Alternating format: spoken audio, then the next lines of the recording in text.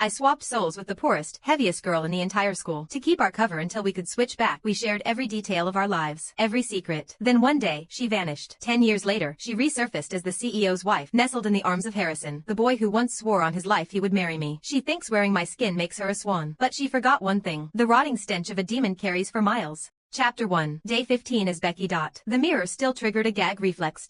My reflection was a landscape of flesh. Rolls of fat cascaded down my frame. My skin was dark and slick with oil. Greasy bangs hung in matted clumps, completely obscuring my left eye.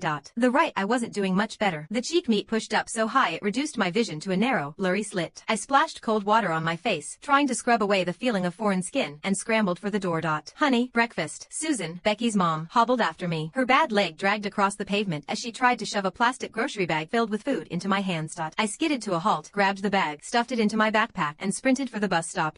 Sprint might be a generous word. Becky stood 5'6" and weighed nearly 220 pounds. I pushed every muscle to its limit, but my pace barely exceeded a fast walk.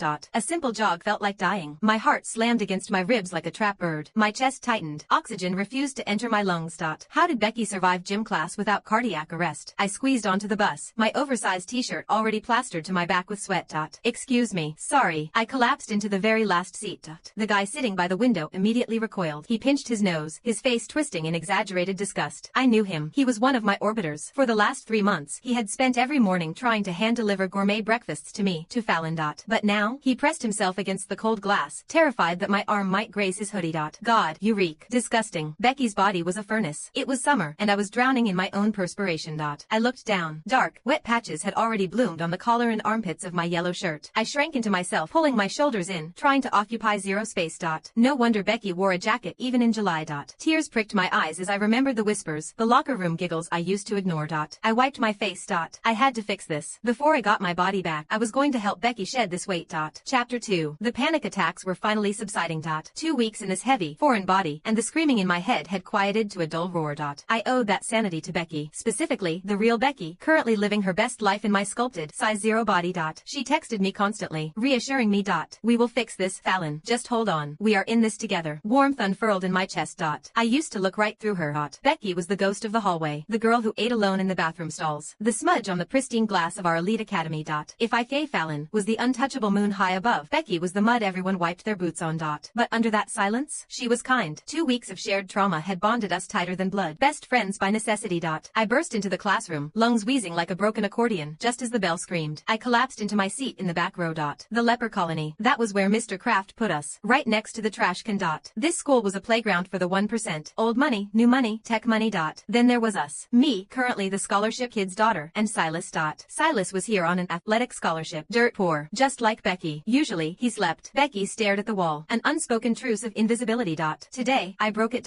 Silas. I shoved 2 hard-boiled eggs and a carton of milk onto his desk. Eat these. My diet started now.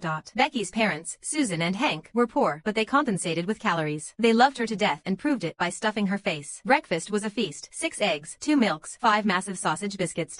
I was drowning in carbs. Silas cracked one eye open. He looked at the eggs, then at me. A slow, lazy smirk spread across his face. Becky, you got a crush on me or something? I gave him my best are you serious deadpan. Silas and Harrison, the school's twin stars. Harrison was the golden boy, the prince. Silas was the storm.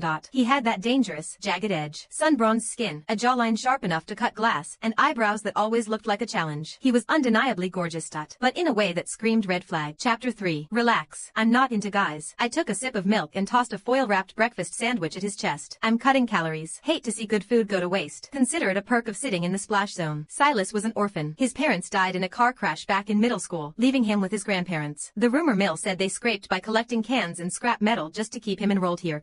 He was a teenage athlete burning 5,000 calories a day. He was always starving. During quiet reading time, his stomach growls sounded like angry thunder. The lazy smirk vanished. Silas looked at me. Actually looked at me. Right. I guess I'm doing charity work today. He tore into the sandwich. I finished the milk and glanced at the front row.